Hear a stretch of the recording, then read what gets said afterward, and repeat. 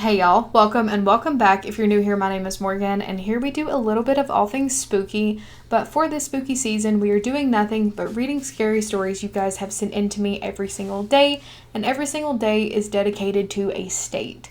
So today we are on day 4, and that means we are in the state of Arkansas. So with that being said, please check out the description below and send me in your stories. Even if they are not featured in this series or they're from outside of the US, I will still read them eventually, because even after this, we still read stories you guys send in to me all the time. This series has been so fun so far. I think this is my favorite thing that I've ever done to celebrate Halloween, and I'm probably going to do it every year. But anyways, enough of me yapping. Let's read some stories from Arkansas. The cabin was new. I won't say which one because I don't want to harm a local business, but it was built on indigenous land. My father is native, and we've always been very sensitive to demonic energy, and we're very superstitious. The moment we get to this cabin, everyone was moody, and we were all arguing over really weird things. Everything was just off. I blamed it on everyone being tired since we got up pretty early. We went to dinner, and everything was fine until we all went to bed. Me and my mom shared a bed, and everything seemed fine for a while.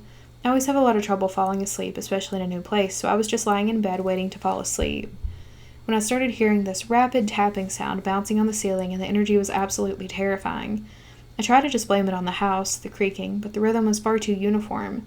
I managed to fall asleep, but I woke up again around 4 in the morning to the same noises.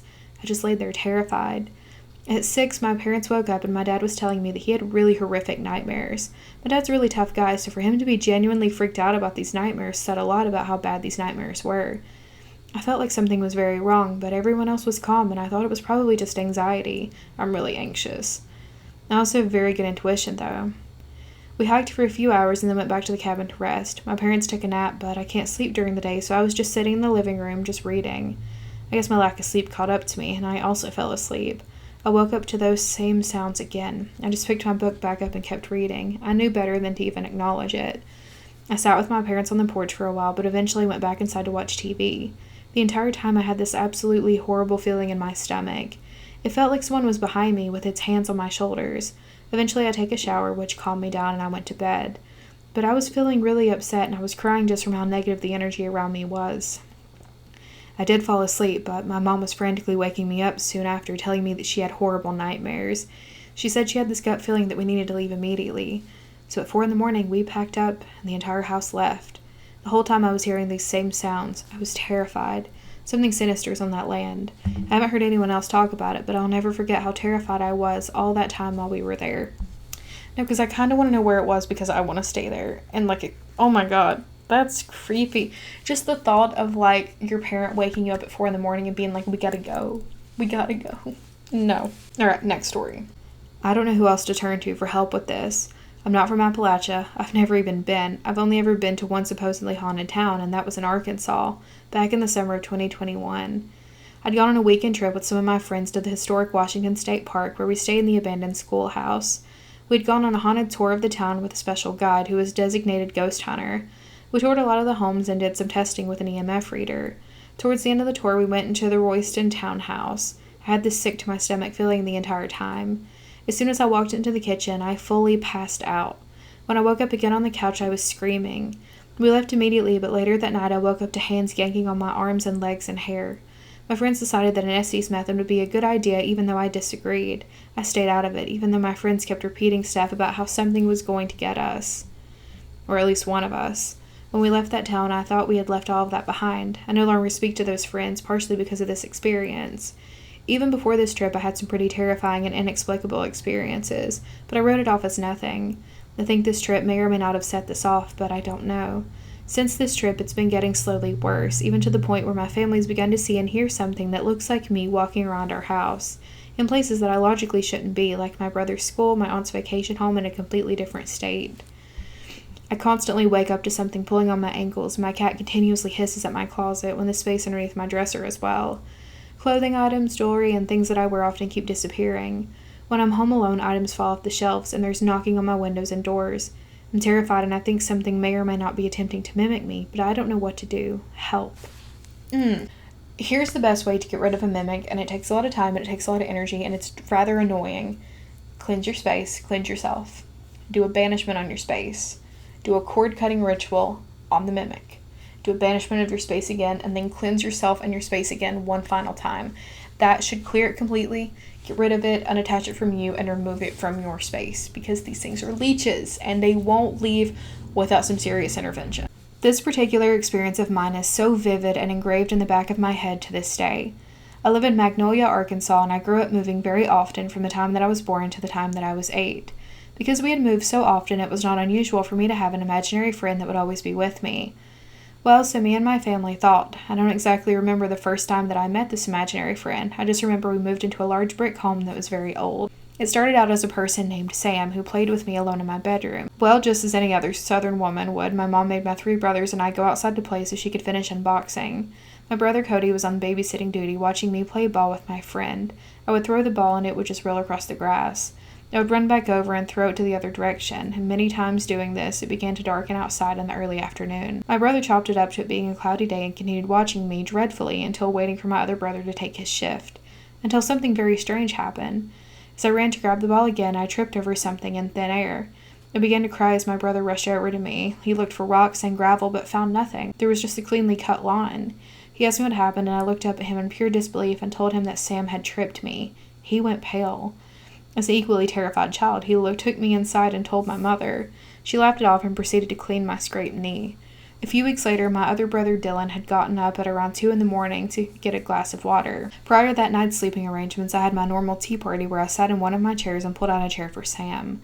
I put my favorite stuffed animal of the week in that chair, and now keep note that I had the largest stuffed animal collection a child could have. So my brother Dylan told me Mom said it was time for bed, and I collected my stuffed animals and placed them all in my bed. I went to sleep, and that was the end of it, or so I thought. As my brother walked down the hallway, he looked into my room to see me peacefully sleeping with all of my babies, and my room tidied up as usual. He grabbed his glass of water from the kitchen and continued down the dark hallway with nothing but the TV light on in his bedroom. He glanced over into my room with a dark feeling of uncertainty to see every stuffed animal I owned lined against the wall and a chair from my tea party that was 10 feet away from my bed facing me directly beside of my bed. He ran to my mom's room, freaking out in terror, waking her up. As she worryingly ran down the hallway, turning on my light, within 45 seconds, she was met with the same normal sight of me widening my eyes, surrounded by my stuffed animals, all neatly tucked in bed. She scolded my brother and put me back to sleep. My mother began making me sleep in the room with her and my father once again. After a few weeks passed of me sleeping in her room, the real strange behavior started. My brothers had gone to school like every other day, and my mother and father had been fighting all morning over something a divorcee child couldn't remember. My mom had put me down for the afternoon nap prior to the argument. As she went to the bathroom to reapply her mascara, she heard the footsteps behind her. From the anger and exhaustion, she ignored it.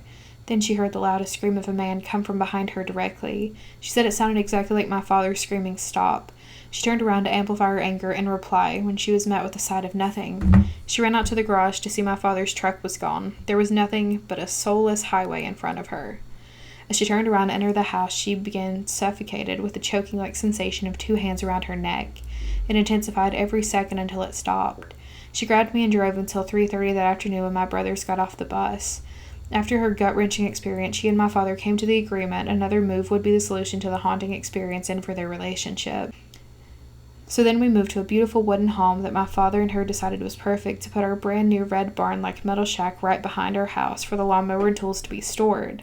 After the long unpacking process that we had done so many times before, we were finally settled.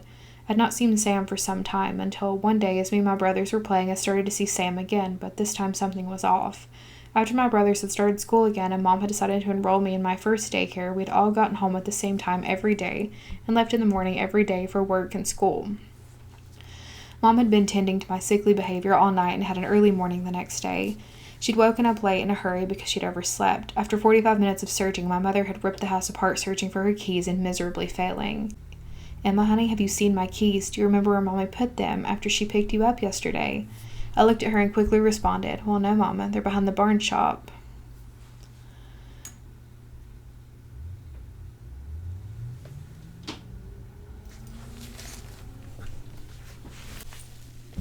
I think something just got thrown, but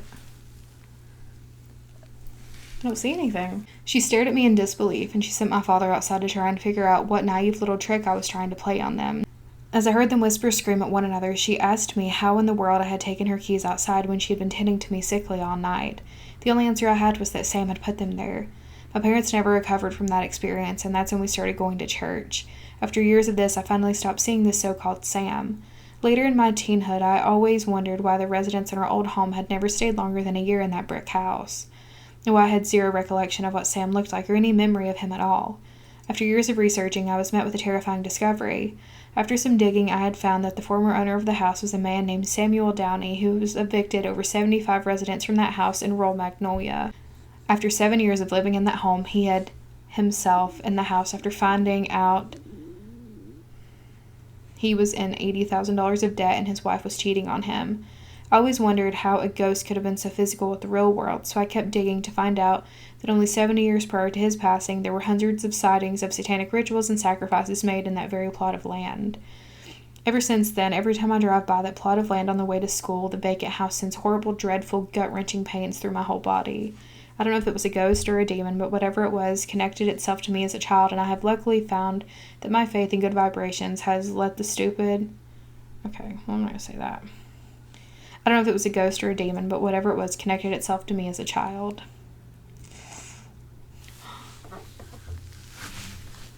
Babe?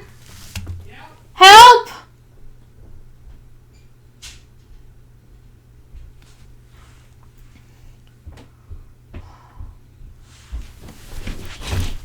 What? What'd you say? My phone. Oh, shit. Oh. I'm out. Oh my fucking god, I almost died. Okay. I'll see y'all tomorrow.